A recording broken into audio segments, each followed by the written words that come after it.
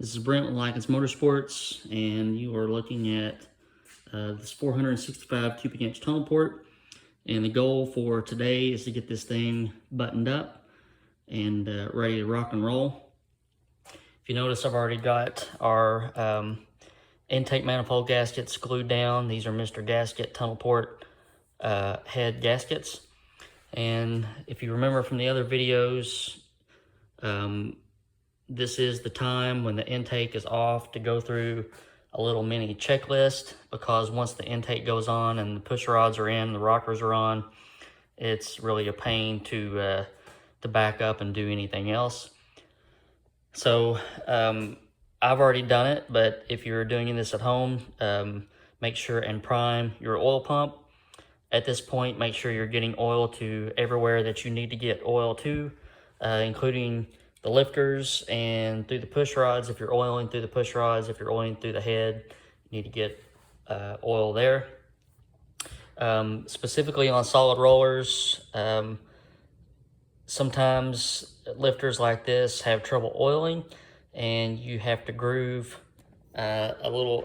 I usually take a little Gremel with a cutoff wheel and groove in between these two holes, which allows oil to pass freely. But in this scenario, we are oiling through some very small hole restrictors in the heads, and we are getting enough oil that way, so I'm not going to bother with modifying the lifters. Like I said, the intake gaskets are on. The intake has been glass beaded and it looks mighty fine. I'll show you that in a second. We've got our pan back on. I use silicone for a gasket, and then reattached our bolts. And the next step is to get just a very thin layer of silicone on top of the gasket, and then lay our China wall beads and get this intake on. If you're dealing with a tunnel port, I will tell you that the bolts are much longer in the middle. These 1, 2, 3, 4 on each side are much longer than normal. They are, I use a 4-inch long. These are 3/8 16x4 stainless, and you got to have those for the middles. But we're going to get our silicone on, and I probably won't show the silicone going on video. I need to concentrate on getting that done correctly, but I'll show you what the intake looks like when it's on and when we're getting bolts ready to put in. And also keep in mind that you need to have your distributor handy. It's a good centering tool for the intake manifold. And obviously, when the intake goes on, you can look down the plenum and make sure that your ports are lined up, especially on this intake where it's just wide open to everything. You can see it really clearly. All right, so I'm gonna get some silicone on, and we'll go on to the next step. Our intake is on, and as you see, I've got it centrally located with a distributor. All the bolts are in. I've used some stainless 3/8 16x4 on the middle 8, and then the front 2 are typical FE length, and the back 2 are just a little bit longer than typical FE length back there. But got a nice bead, smooth bead across all the China walls. And it's always my goal to make the engine look as good as it runs, and that's one of the details that I look at.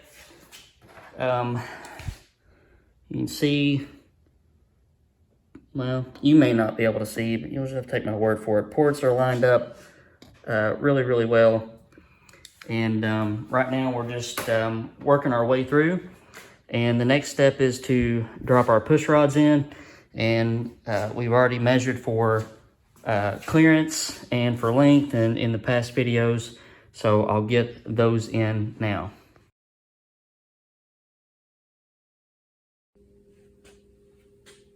All right, so we got all of our push rods in, and when you get to this point, get your pin light out shine down the push rod holes. Make sure that the push rods are seated in the lifter cup. If they're not, you will have a very bad day.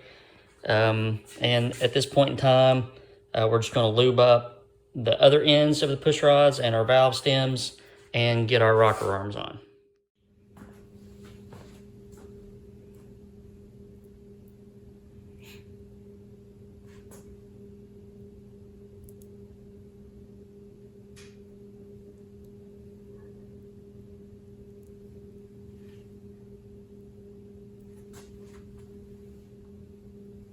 I'm using some Joe Gibbs assembly grease.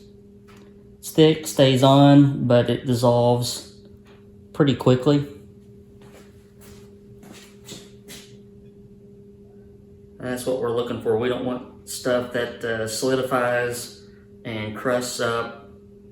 A lot of guys use some forms of lubricate. Some guys use white lithium grease. Over time, if the engine doesn't get started quickly in a short amount of time, this stuff hardens up and then it just shoots all kinds of nasty stuff into your oil system. So I would recommend not using that. Okay, so we got our T&D rockers going on, and my advice at this point would be to just go very slowly on each nut. You can see the ones that are going to be under load and the ones that are kind of freed up, and you can usually go a little bit quicker on the ones that are freed up.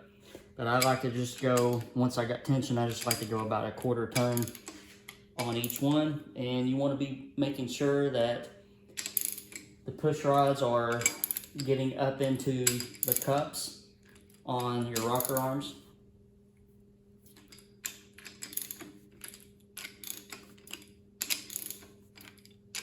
Once we get to that point, when everything is tight with this 1/2" drive ratchet, then I'll come through and torque these nuts. They torque to about 40 pound-feet of torque, and the ones on the ends that set the preload for your shaft is 25 pound-feet.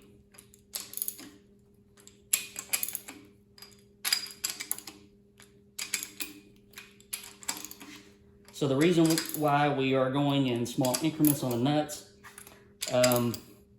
under extreme spring pressures, and in some circumstances when a valve is a little bit open, you can actually bend the shaft. I've heard of guys breaking the shaft because they just zonk down one nut or one bolt at a time. So we want to try to minimize any deflection or any issues like that. So we've got everything tight on that side. I'm going to grab a torque wrench, and then we'll come back and torque those stud nuts.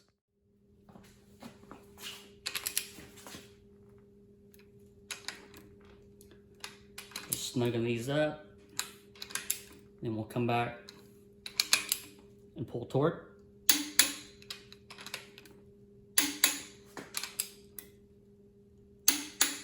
Three, 4, go back and check.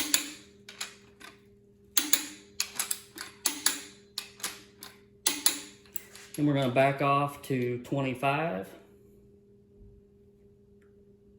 I'm going to change sockets, and we'll torque these little end bolts. Okay, now we'll get the other side on. Okay, same with the passenger side. We're going to go through, slowly take up whatever thread we have on our studs, and then start snugging these up.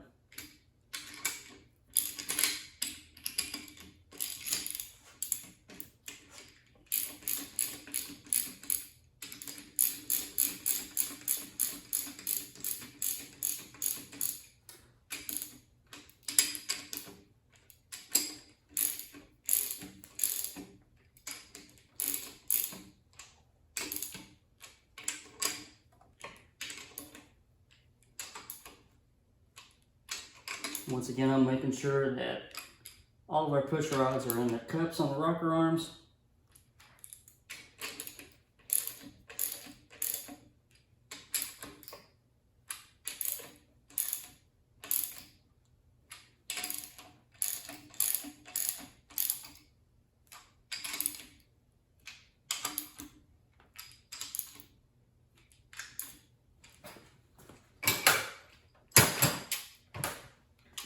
Switching back to my torque wrench to 40 pound-feet.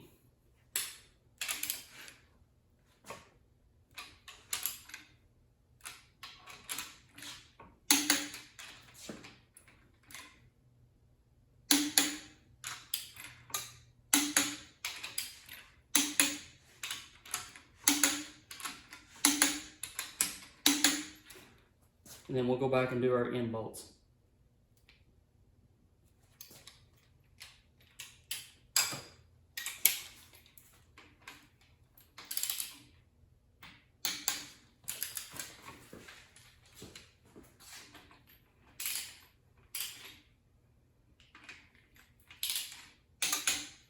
Okay. Once that's done, I like to just roll the engine over.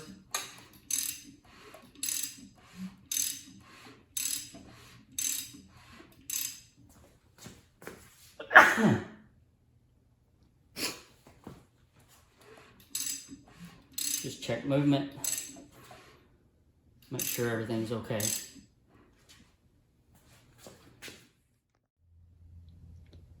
Next thing I'm going to do, I'm going to roll through, run the valves again, double check all those. I'm not going to bore you with doing that on camera, but I'm going to use, again, the Evo method and reset all of our, go through and check and reset, if necessary, our valve lash.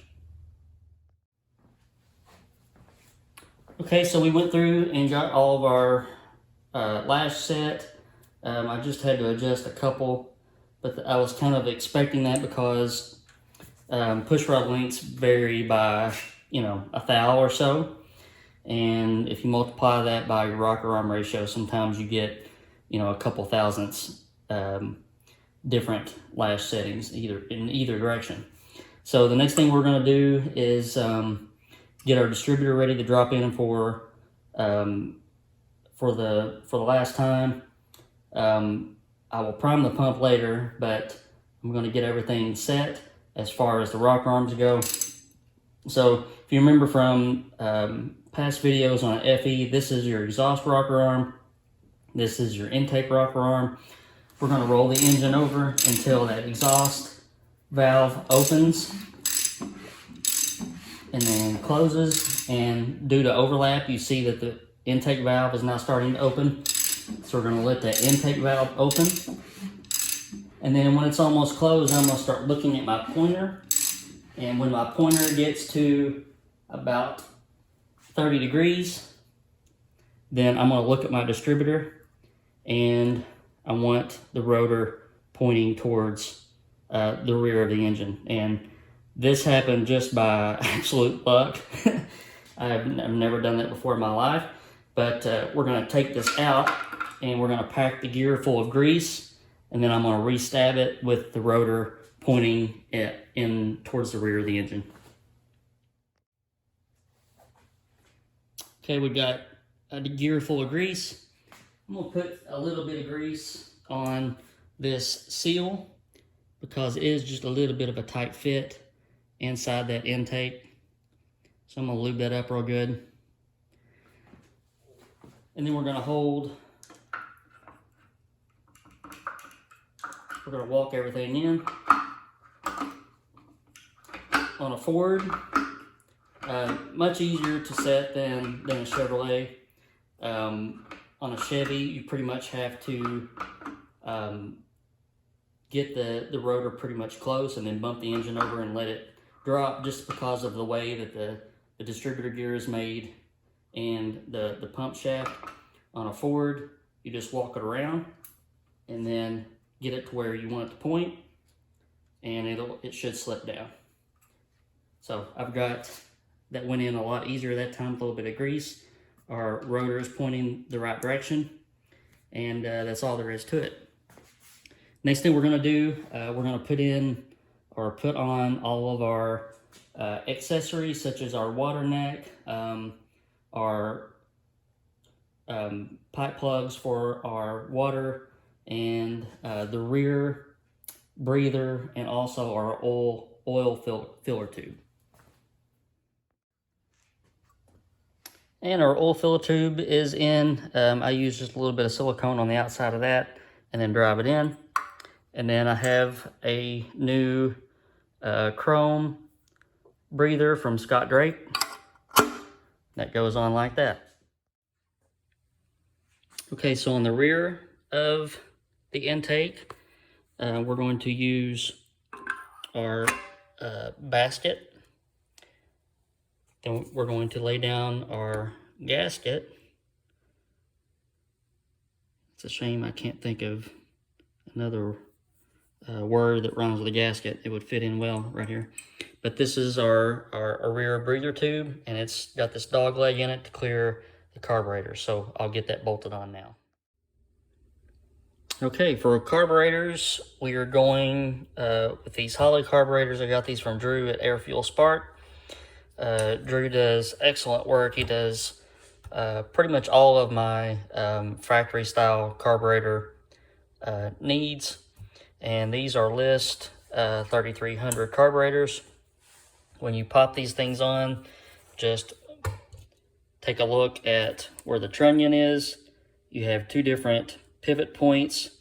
The one closest to the center line of your shaft goes towards the rear of the engine. So we're gonna get these on now. I've got some ARP carb studs, and we'll get our gaskets on and grab our linkage kit and get these bolted on. All right, we're all buttoned up. New linkages, new carb studs, rebuilt carbs. Got our balance hose on.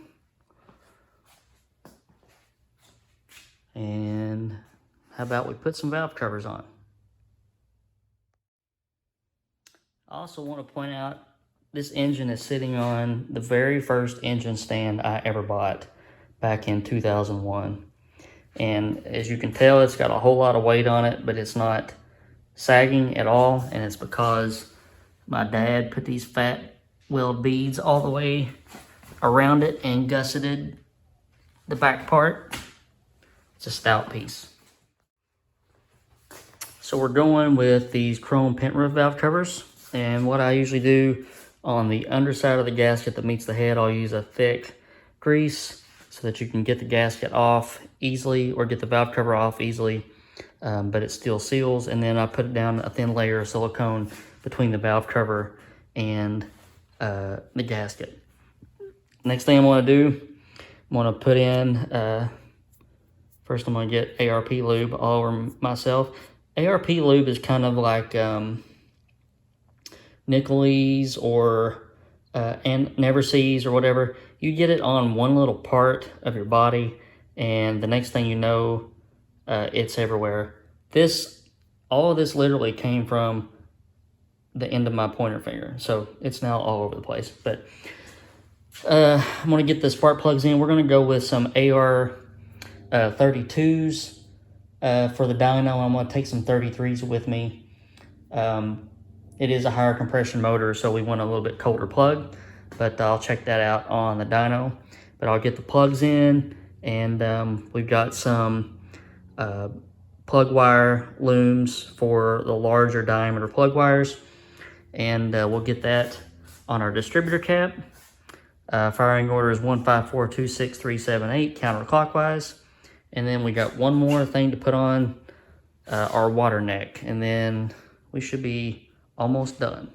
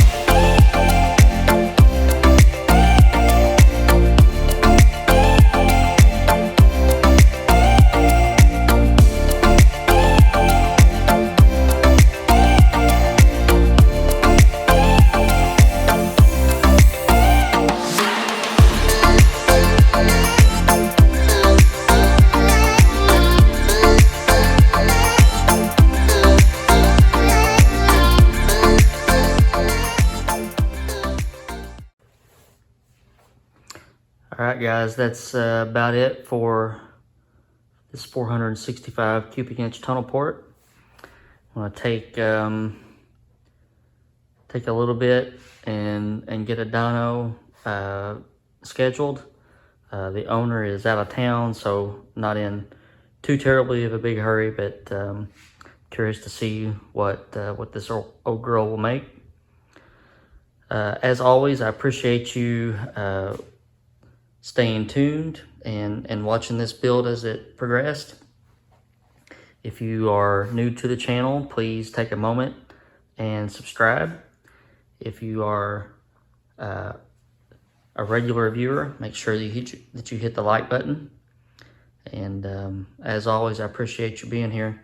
And we're going to have probably another video this weekend. Got another build starting. And some cool things coming down the road. So make sure that you are subscribed to this channel so you don't miss anything. All right, everybody, hope you have a good weekend.